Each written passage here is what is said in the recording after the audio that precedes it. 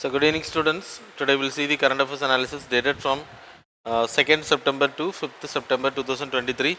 The first article related to the National Food Security Act. So இப்போ India பொறுத்த வரைக்கும் there is a paradox on the bumper crops. Like production வந்து ரொம்ப டவுனாக இருக்கிறதுக்கான reason நம்ம ஏற்கனவே பார்த்தோம்.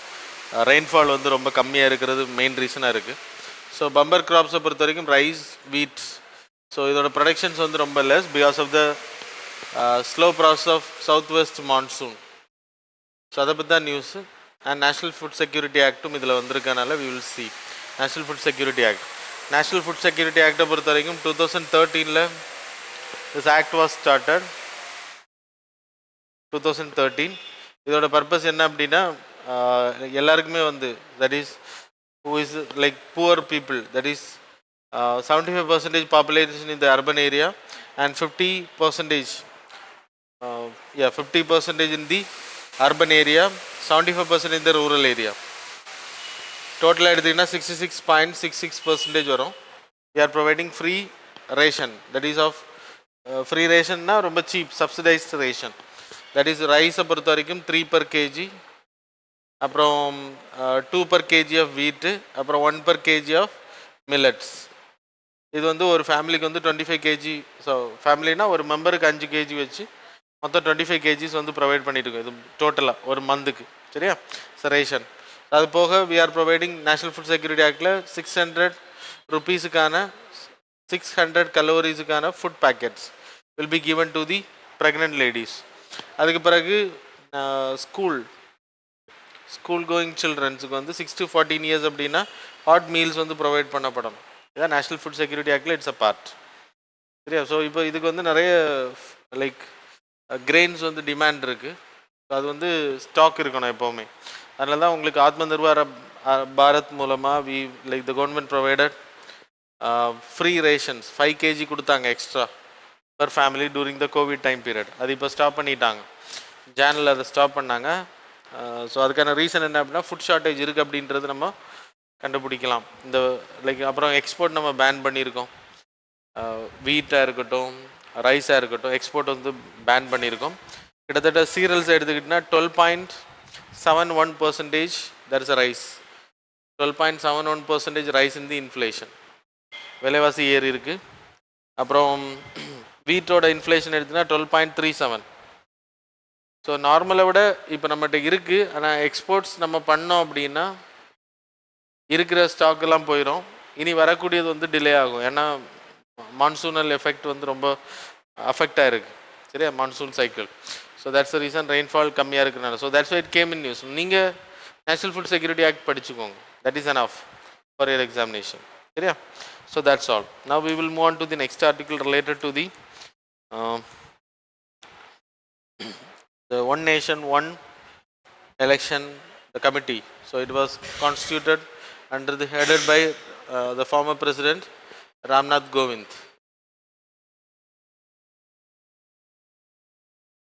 Former president Ramnath Govind தலைமையில் அதை உருவாக்கியிருக்காங்க. 8 members committee totally. ஸோ இவங்க வந்து ஒரு ரிப்போர்ட் சப்மிட் பண்ணுவாங்க. So whether it is feasible or not. என்ன election, one nation one election அப்படின்றது feasible. One nation one election அப்படின்னா சென்ட்ரலுக்கும் that is parliament election and state legislature elections வந்து ஒரே நேரத்தில் கம்பைண்டாக நடக்கும். ஒரே அட் அ டைமில் we will conduct. That is called as one nation one election process. இப்போது இந்த எலெக்ஷன் ப்ராசஸ் எடுத்துக்கிட்டிங்கன்னா இப்போ எதனால் நம்ம இப்போ ஆர்டிக்கிள் எடுத்திருக்கோம் அப்படின்னா இட் வாஸ் இன் நியூஸ், கண்டினியூஸாக நியூஸில் தான் இருக்குது. Article 368 is important. ஏன்னா இதில் provisions related to the federal structure amendment பண்ணும்போது ஸ்டேட்ஸோட consent is must. Article 368, you know the procedure to amend the constitution. What are the procedures? Article 3ல் ஏதாவது சேஞ்சஸ் பண்ணணும், ஸ்கெடியூல் 1 அண்ட் ஸ்கெடியூல் 4ல் changes பண்ணணும்னா you can go with the article 3 itself. So அதான் article 4ல் சொல்லப்பட்டிருக்கு. So no need to go for 368. 368 is a special process. அப்போ சின்ன சின்ன சேஞ்சஸ், நேம் சேஞ்ச் பண்ணுறது எல்லாமே நீங்கள் வந்து சிம்பிள் மெஜாரிட்டிலே பண்ணிக்கலாம். அது ஒரு விதமான அமெண்ட்மெண்ட்ஸ். எல்லாத்துக்கும் அப்படி கிடையாது, சில ப்ரொவிஷன்ஸ் மட்டும் கொடுத்துருக்காங்க.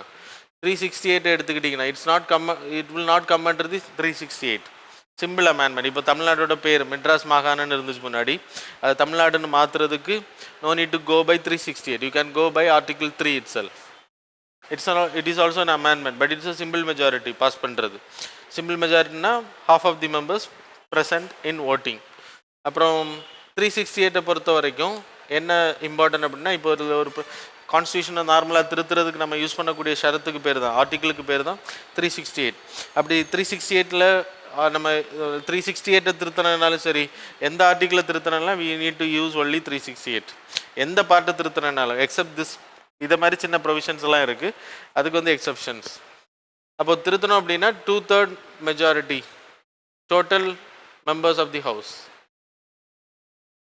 சரியா? Total members of the entire house, special majority இருக்குன்னா 2/3 of the total members of the house, no exceptions. சரியா? absentees, vacancies எல்லாமே கால்குலேட் பண்ணி அந்த மொத்தம் சேர்த்து தான் உங்களுக்கு அந்த மொத்த சீட்டுக்கு அதில் 2/3 இருக்கணும் அப்படின்ற ஸ்பெஷல் மெஜாரிட்டி.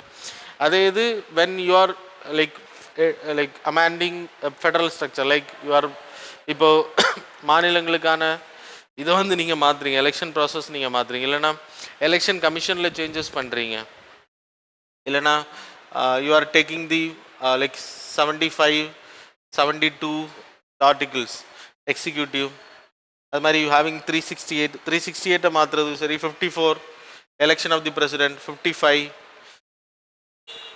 எலக்ட்ரல் காலேஜ், இதெல்லாம் சேஞ்ச் பண்ணணும் அப்படின்னா, so there shall be president of India, இந்த எலெக்ஷன் ப்ராசஸ். அப்புறம் 55ன்றது electoral college, so qualification of the president. So இதெல்லாமே வந்து சேஞ்சஸ் பண்ணணும் அப்படின்னா you need to have a consent from states itself. ஏன்னா இட்ஸ் அ ஃபெடரல் நேச்சர், கூட்டணி ஆட்சியில் நம்ம இருக்கோம். அப்போ மாநிலங்களோட ஒப்புதலும் சில விஷயங்களை திருத்துறதுக்கு வேணும். சரியா? ஸோ 245 இருக்குது, ஃபினான்ஷியல் ரிலேஷன்ஷிப், இந்த மாதிரி நிறைய விஷயங்கள் இருக்குது.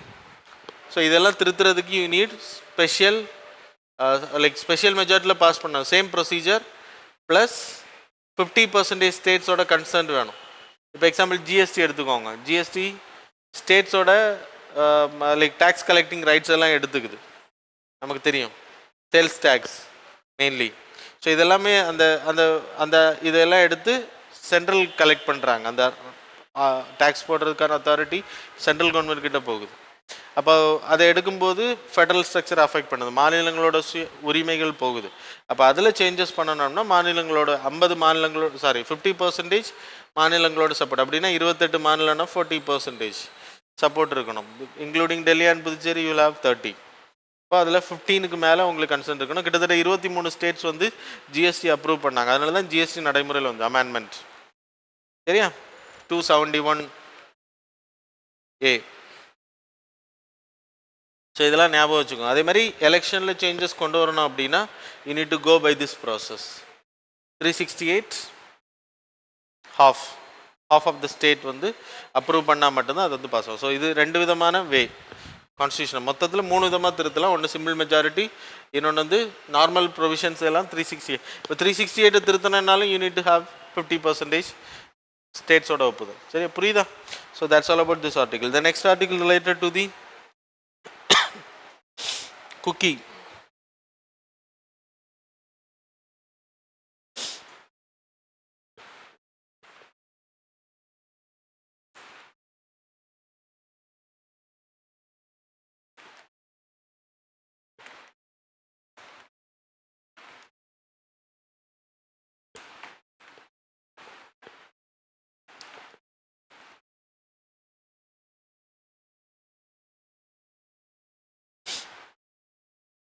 So cookie peopleோட demand for autonomy.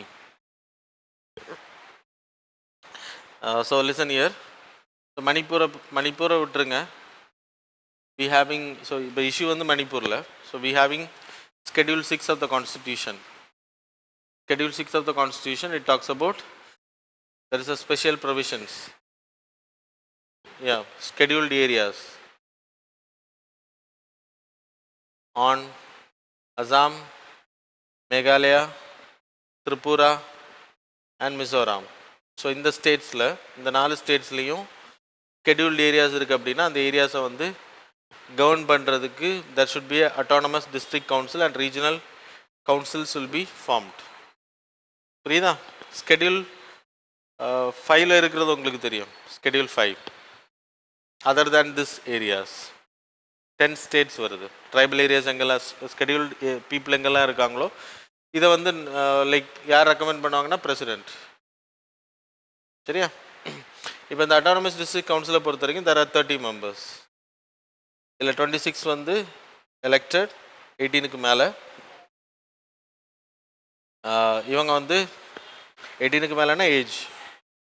இவங்க வந்துட்டு 4 members வந்து nominated by the governor of the state nominate. So இவங்களோட ஒர்க் என்ன அப்படின்னா லெஜிஸ்லேட்டிவ் அண்டர் ஆர்டிகிள் 244னா அது இம்பார்ட்டன்ட். ஸ்கெடியூல் 6ல் இருந்தாலும் ஆர்டிகிள் வாஸ் தேர். ஏடிசிக்கு இந்த பவர் எங்கேருந்து வருதுன்னா ஏடிசிக்கு. So law making, that is legislation பண்ணுவாங்க, எக்ஸிக்யூட்டிவ் பண்ணுவாங்க, ஜுடிஷியரி ஒர்க் பண்ணுவாங்க. So all work implementations etcetera. So இது எல்லாமே வரும். அப்புறம் என்னென்ன மாதிரியான சட்டங்களை வந்து ஃபினான்ஷியல் பவர் ஆல்சோ தேர். என்னென்ன மாதிரி சட்டங்கள் பண்ணுவாங்க அப்படின்னா, ஸோ சிம்பிளாக சொல்கிற லேண்ட் யூஸ் மேனேஜ்மெண்ட், அப்போ அங்கே இருக்கக்கூடிய வாட்டரை மேனேஜ் பண்ணுறது, அப்புறம் ரோடு டேக்ஸஸ், சின்ன சின்ன டேக்ஸஸ் போடுறது, லேவி டேக்ஸஸ், அப்புறம் ரோடு, அது மாதிரி அங்கே இருக்கக்கூடிய ஜுகும் கல்டிவேஷன்ஸ், ஷிஃப்டிங் கல்டிவேஷன்ஸ் வந்து ரெகுலேட் பண்ணுறது. ஏன்னா அங்கே காடுகளை அழிச்சிட்டே இருப்பாங்க. இந்த ட்ரைபல் பீப்புளோட பழக்கம், ஒரு காடை விட்டு இன்னொரு காட்டுக்கு மூவ் பண்ணி அக்ரிகல்ச்சர் லேண்டாக மாற்றுவாங்க. கட் பண்ணி போகிறது தான் முன்னாடி. Podu cultivation in Andhra Pradesh, jhum cultivation in the north east. So இதை தடுக்கிறதுக்காக அதுவும் கொண்டு வந்திருக்காங்க. அதுவும் அவங்க லோக்கலாக வந்து ரெகுலேட் பண்ணிக்கலாம். அது மாதிரி மணி லெண்டர்ஸ் இஷ்யூஸ் இருக்கும், அதுவும் இங்கே அவங்க வந்து ரெகுலேட் பண்ணிக்கலாம். ஸோ இதே மாதிரி மணிப்பூருக்கு வந்து இது கிடையாது, இந்த ப்ரொவிஷன்ஸ் கிடையாது. ஆனால் 1971 இந்த Manipur administrative council was created. எதுக்குன்னா 90% மணிப்பூரி பாப்புலேஷன், மேத்தி பாப்புலேஷன் தவிர மற்ற இருக்கக்கூடிய ட்ரைபல் பீப்புள் இருக்கக்கூடிய பகுதிகளை எல்லாம் அட்மினிஸ்ட்ரேஷனுக்கு பண்ணுறது. இதில் மொத்தம் அசாமுக்கு 3, மேகாலயாவுக்கு 3, மிசோரம் 1, திரிபுரா 1, மிசோரம் 3, மொத்தம் 10. அது மாதிரி இது வந்து தனி, மணிப்பூர்ன்றது தனி. So it was not added because 1971 அது வந்து ஸ்டேட்ஹுட் ஆகலை. சரியா? ஸோ அப்போ மணிப்பூர் அட்மினிஸ்ட்ரேட்டிவ் கவுன்சில் இதில் குக்கி, நாகா, அப்புறம் ஜோமி, ஸோ இந்த இன மக்கள் எல்லாம் இருக்கக்கூடிய 90% பாப்புலேஷன் இந்த ஏரியாவில் இருக்காங்க. ஸோ அந்த ஏரியாவை அட்மினிஸ்ட்ரேட் பண்ணுறதுக்கு 18 பேர் கொண்ட ஒரு குழு. ஸோ இது under this act it was, this is a constitutional body. this ADC is a constitutional body. This was not written in the constitution, it was created by an act. ரெண்டுக்கு difference தெரிஞ்சுக்கோங்க. இங்கே 18 members தான் election process, all are elected. அப்புறம் இதே மாதிரி இவங்களும் சட்டம் ஏற்றிக்கலாம். Difference என்ன அப்படின்னா, இது கான்ஸ்டியூஷனல் பாடி, இது நான் கான்ஸ்டியூஷனல் ஸ்டாட்யூட்டரி கேட்டகரியில். சரியா? நீங்கள் கமிஷன்ஸ் மாதிரியெல்லாம் எடுத்துடக்கூடாது, அந்த மாதிரி வராது. ஸோ இதுக்கு வந்து அப்ரூவல் வாங்கணும், ஏதாச்சும் பண்ணணும் அப்படின்னா there will a hill committee is there. அந்த கமிட்டி தான் அப்ரூவல் கொடுக்கணும், ரெக்கமெண்டேஷன். இங்கே வந்து டைரெக்டாக இவங்க பாஸ் பண்ணக்கூடிய எல்லா சட்டமுமே டைரெக்டாக கவர்னர்கிட்ட போயிடும். கவர்னர் ஒப்புதல் கொடுத்தா இம்ப்ளிமெண்டேஷனுக்கு வந்துடும். அப்புறம் இவங்களோட powers is unlimited, this powers is limited.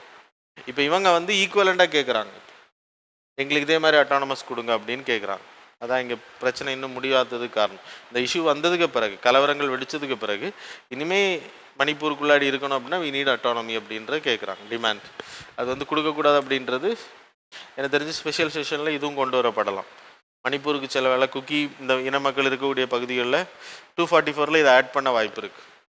Chances தான் சொன்னேன், ஏன்னா இன்னும் அந்த நம்ம கெஸ்ட் தான் பண்ண முடியுமே தவிர, ஏன்னா இன்னும் அவங்க ஸ்கெடியூல் சொல்லலை என்ன பண்ண போகிறோம் அப்படின்னு. ஸ்பெஷல் செஷன் அனௌன்ஸ் பண்ணியிருக்காங்க, அதில் 1 நேஷன் 1 எலெக்ஷன் சிஸ்டம் வரலாம், அது கொண்டு வர அந்த பில்லை மூவ் பண்ணலாம். இல்லைனா இதை மூவ் பண்ணுறதுக்கான வாய்ப்புகள் இருக்குது.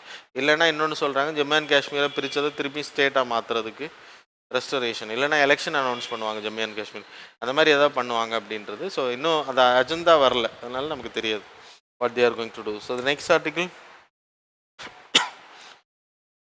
Stem cell therapy.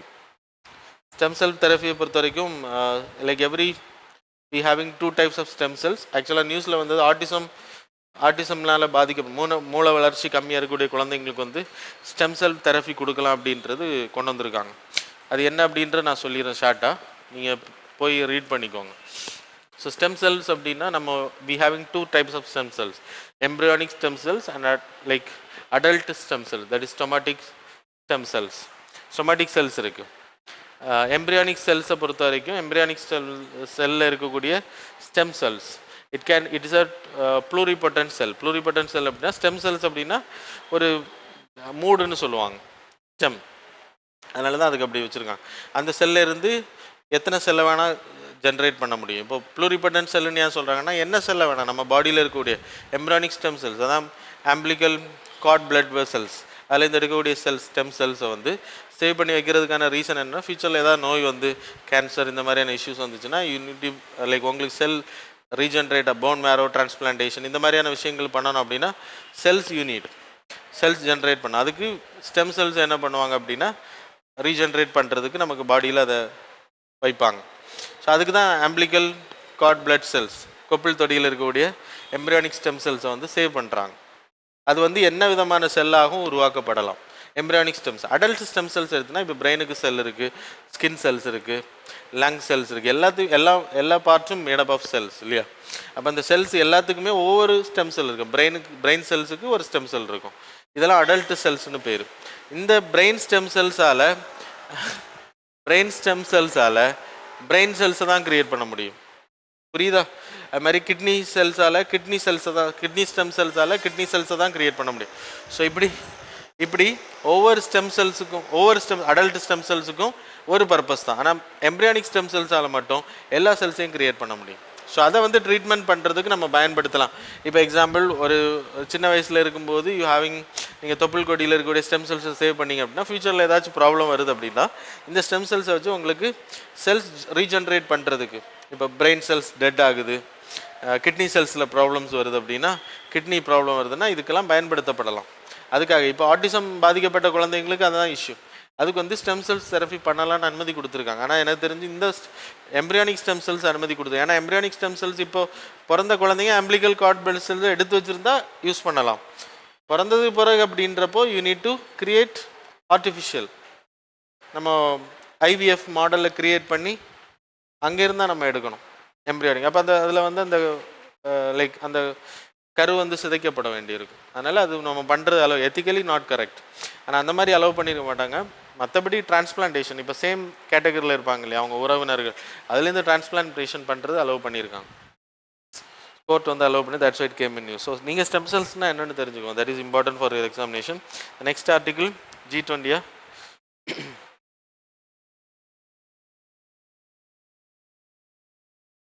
displayed first. Okay, G20 பொறுத்த வரைக்கும் 1999 ஸோ நம்ம நாட்டில் நடக்க இருக்கு இல்லையா. 1999 it was create Asian financial கிரைசிஸ்க்கு பிறகு கிரியேட் பண்ணப்படுது. அண்ட் அது வரைக்கும் எப்படி கிரியேட் பண்ணால் ஃபினான்ஸ் மினிஸ்டர்ஸும் சென்ட்ரல் பேங்க் கவர்னர்ஸும் கலந்துப்பாங்க. ஃபினான்ஸ் மினிஸ்டர்ஸும் எல்லா கண்ட்ரி 20 கண்ட்ரிஸ் இருக்காங்க. இது 20 மெம்பர்ஸ் இருக்காங்க. அதில் 19 + யூரோப்பியன் யூனியன், அது ஞாபகம் வச்சுக்கோங்க. 1999 இட் வாஸ் கிரியேட்டட். 2008 வரைக்கும் இவங்க மட்டும்தான் மீட் பண்ணியிருக்காங்க. 2008 இருந்து ஹெட் ஆஃப் த ஸ்டேட் அப்படின்னா இப்போ நம்ம கவர்மெண்ட் கலந்துக்கிறாங்க, பிரைம் மினிஸ்டர் கலந்துப்பாங்க. ஸோ அவங்க வந்து மீட்டிங் பண்ண ஆரம்பிக்கிறாங்க. எப்போலேருந்துன்னா 2008 இருந்து. இதுக்கு பெர்மனன்ட் ஹெட் குவார்ட்டர்ஸ் கிடையாது. இப்போ நம்ம ஷாங்காய்க்கெல்லாம் ஷாங்காய் கோஆப்ரேஷனுக்கு யூ ஹேவிங் ஹெட் குவார்ட்டர்ஸ் பீஜிங்கில் இருக்குது. ஸோ இது மாதிரி ஒவ்வொன்றுக்கும் வி ஹேவிங் ஹெட் குவார்ட்டர்ஸ் இருக்குது. ஆனால் G20க்கு பெர்மனன்ட் செக்ரட்டரியேட் கிடையாது. ஞாபகம் வச்சுக்கோங்க. Every year the meeting will happen. இந்த மீட்டிங் நடத்துறதுக்கு ஒவ்வொரு வருஷமும் ஒவ்வொரு பிரசிடென்சி வந்து ரொட்டேட். போன வருஷம் சவுத் ஆஃப்ரிக்கா இந்தோனேஷியா நடத்துனாங்க.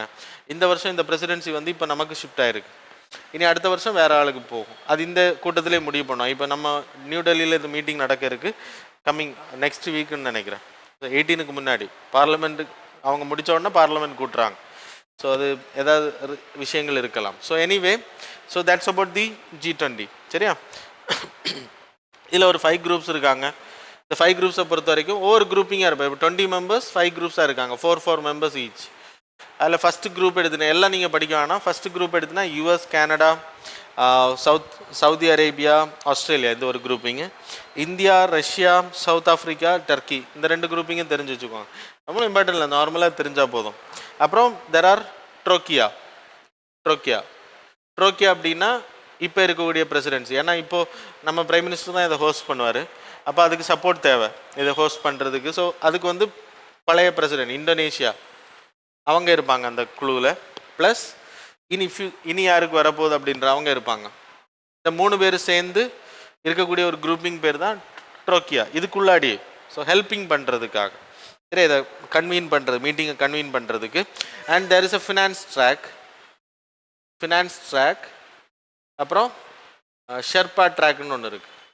இது வந்து மீட்டிங் முன்னாடி நடக்கக்கூடியது. இப்போ G20 இந்த வருஷத்துலேருந்தே நம்ம ஸ்டார்டிங் ஆரம்பிச்சிட்டோம். மீட்டிங்ஸ் எல்லாம் கல்ச்சரல் மீட்டிங்ஸ் நடந்துச்சு ஒவ்வொரு ஏரியாஸில். இப்போ சென்னையில் கண்டக்ட் பண்ணாங்க, மாமல்லபுரத்தில், ஒவ்வொரு ஏரியாவில் மீட்டிங்ஸ் நடக்கும். ஸோ ஃபினான்ஸ் ட்ராக் அப்படின்னா ஃபினான்ஸ் மினிஸ்டரும் இங்கே நம்ம பார்த்தோம்ல சென்ட்ரல் பேங்க் கவர்னர்ஸும் கலந்துப்பாங்க எல்லா கண்ட்ரிஸோட. இந்த 20 யூரோப்பியன் யூனியனோட அவங்க சென்ட்ரல் பேங்க் ஹெட்டு கலந்துப்பாங்க. ஷெர்பா ட்ராக் அப்படின்னா எல்லா கண்ட்ரிஸுமே ஒரு ஷெர்பா அனௌன்ஸ் பண்ண. நம்ம நாட்டோட ஷெர்பா யார்? G20க்கு பிரதிநிதி, G20யோட பிரதிநிதி prime minister head of the state. Amitabh Kant NITI ஆயோகோட பழைய CEO இருந்த பர்சன். அவரை அதுலேருந்து ஓய்வு பெற வச்சு இப்போ அதுக்கு அனுப்பிச்சிருக்காங்க. நம்ம இது பார்த்தோம், கரண்ட் அஃபேர்ஸில் பார்த்தோம். அப்பாயின் பண்ணப்பட்டப்போ சொன்னேன் அமிதாப் காந்த். ஸோ அவங்க எல்லாம் கலந்துப்பாங்க. இந்த மீட்டிங்கை எப்படி கொண்டு என்னென்ன டிஸ்கஸ் பண்ண அதெல்லாம் எடுக்கக்கூடியதான் இவங்களோட வேலை. இதெல்லாம் இம்பார்ட்டன்ட். அதுக்கு பிறகு there is a B20 group. இது மணிப்பூரில் மீட் பண்ணியிருக்காங்க. B20 group business லீடர்ஸோட meeting. இந்த 20 நாடுகளோட பிஸ்னஸ் தலைவர்கள் அதில் கலந்துப்பாங்க. இப்போ அதானி, அம்பானி, நிறைய மற்ற நாடுகளில் இருக்கக்கூடிய பிஸ்னஸ் லீடர்ஸ் வில் மீட் 20 கண்ட்ரிஸோட. So that's all about the G20. So இது படிச்சுக்கோங்க. ஷெர்பா ட்ராக் வந்து இப்போ மீட் பண்ணியிருக்காங்க. That's it came in news. Then next வந்து கிரிஹா அப்படின்ற நார்ம்ஸ். கிரிஹா இட்ஸ் அ பில்டிங் கோடுண்ணா. இது வேற ஒன்றும் கிடையாது. Green rating for integrated habitat assessment. இது வந்து ஆர்மியோட ஒரு ஆஃபீஸுக்கு வந்து இது ஏன்னா ரினியூவபிள் எனர்ஜி நான் உங்களுக்கு சொல்லியிருக்கேன். ரேட்டிங் க்ரீன் பில்டிங் அப்படின்னா பச்சை கலர் அடித்த பில்டிங் கிடையாது. க்ரீன் பில்டிங் அவங்க எனர்ஜி சேவிங் பண்ணுறாங்க. அவங்க பெயிண்டிங்லேருந்து எல்லாமே வந்து கூலிங், பில்டிங் வந்து கூலாக இருக்கிறதுக்கும், அதிகமாக ஏசிஸ் வந்து தேவையில்லை, ஃபேன்ஸ் வந்து எல்லாமே 5 ஸ்டார் ரேட்டிங்கில் இருக்கும் நம்ம ஃபேன்ஸ் மாதிரி, எல்இடி லைட்டிங்ஸ், அப்போ எல்லாமே வந்து அந்த மாதிரி செட்டிங்ஸ் பண்ணியிருப்பாங்க. அப்போ அந்த பில்டிங் வந்து அதிகமாக எனர்ஜி கன்சம்ஷன் பண்ணாது. அந்த பில்டிங்ஸ் வந்து ரேட்டிங் கொடுப்பாங்க. நம்ம பில்டிங்கும் ரேட்டிங் சீக்கிரம் வாங்கலாம். சரியா? ஃபஸ்ட்டு கேட்டகரி வந்து 50லேருந்து 60 சர்டிஃபிகேட் ரேங்கிங் வாங்குறவங்களுக்கு வந்து ஃபஸ்ட்டு 1 ஸ்டார் கொடுப்பாங்க அந்த பில்டிங்க்கு. கிரிஹா 1 ஸ்டார்னு பேர். 61லேருந்து 70 சர்டிஃபிகேட் ரேங்கிங் வாங்குறவங்களுக்கு 2 ஸ்டார் கொடுப்பாங்க. 71லேருந்து 80 3 ஸ்டார், 81லேருந்து 90 4 ஸ்டார், 91லேருந்து 100 வந்து 5 ஸ்டார் ரேட்டிங்ஸ் வந்து ப்ரொவைட் பண்ணுவாங்க. இது எனர்ஜி சேவிங் சர்டிஃபிகேட். இது எனர்ஜி சேவிங், அவங்க வந்து எனர்ஜி பொல்யூஷன் பண்ணலை அப்படின்றதுக்கு ஒரு அடையாளம். அப்புறம் மினிஸ்ட்ரி ஆஃப் ரினியூவபிள் எனர்ஜி கீழே தான் இது வருது. மினிஸ்ட்ரி ஆஃப் ரினியூவபிள் எனர்ஜி, அது ஞாபகம் வச்சுக்கோங்க. So that's all. சரியா? அப்புறம் இதை இம்ப்ளிமெண்ட் பண்ணக்கூடிய தெரி அப்படின்றது த எனர்ஜி ரிசர்ச் இன்ஸ்டியூட். இதுவும் நீங்கள் ஞாபகம் வைக்க வேண்டிய விஷயம். So that's all about the current affairs. The next article related to the not this next one.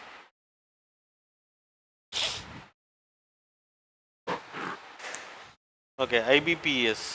இது நம்ம ஐபிபிஇஎஸ்னா intergovernmental invasive alien species assessment.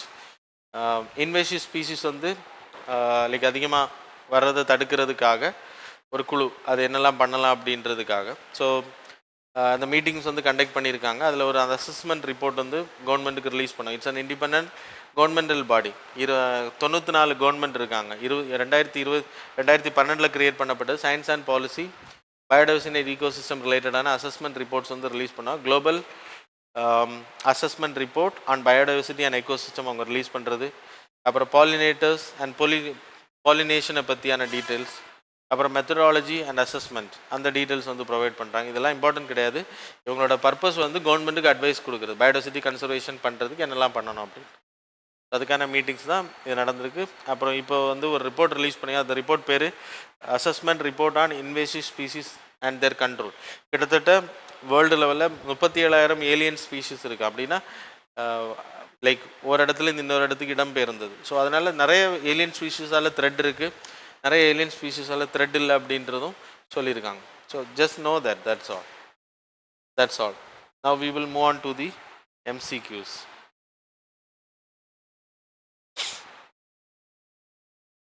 So question number 1, with reference to the state food security and nutrition in the world SOFI 2023, consider the following statement. Statement number 1, it is jointly prepared by International Fund for Agricultural Development and World Food Program and the World Health Organization. Statement number 2, it is focused on goal 2 of the Sustainable Development Goals of the United Nations. Statement number 3, more than 2/3 of the Indian population are not able to afford the healthy diet. How many of the statements given above is are correct? Options are A, only one statement is correct. B, only two statements are correct. 3, only, C, all the three statements are correct. D, none of the above statements are correct.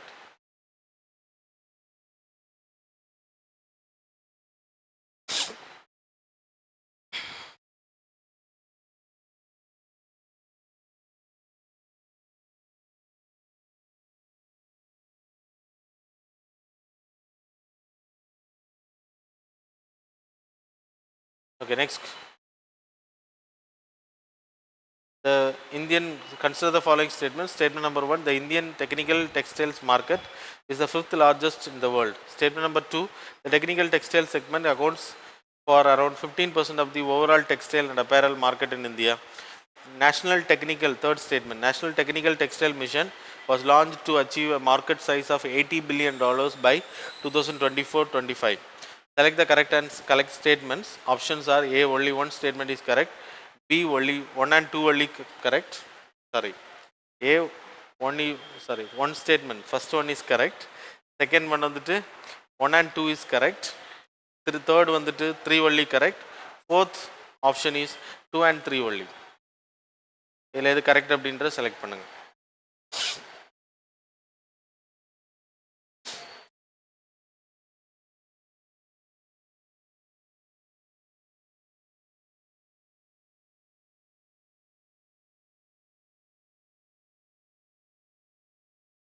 Okay, next question. Consider the following statements regarding Raman Magsaysay Award. Magsaysay Award. சரியா? So it is statement number 1, it is given to recognize outstanding services for the public goods. Statement number 2, Kamala Devi Chattopadhyay was the first recipient of this award in India.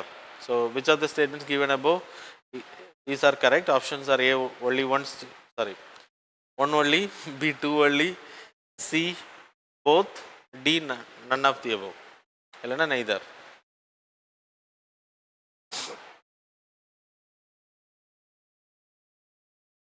Next question.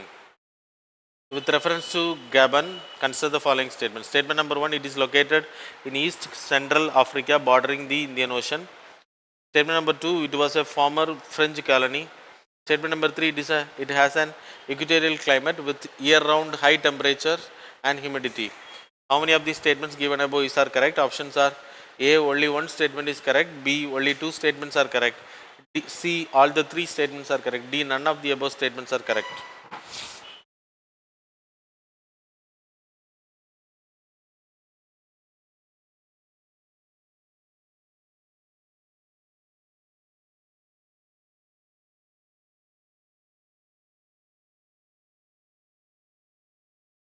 Question number 5.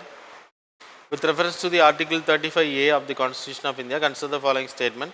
Statement number 1, it was incorporated into the Constitution in 1954 by an order of the then President Dr.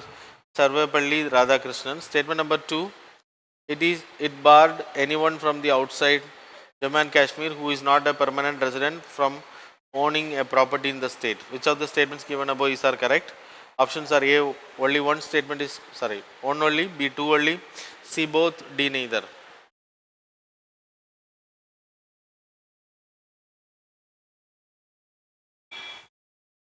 Okay, now we will see the answers for the previous.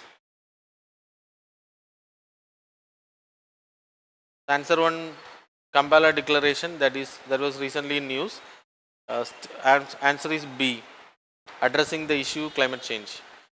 Question number 2, IBPES, that is Intergovernmental Science Policy Platform on Biodiversity and Ecosystem Services. Option C is the answer. Next, Digital Services Act, it's a part of European Union. B, answer. Next, Red Sand Boa, A, only one statement is correct. A. Then next, Pacific Decadal Oscillation, answer is A only. Only one statement is correct. That's all. The mains answer writing questions. So examine whether simultaneous elections are better than the frequent elections.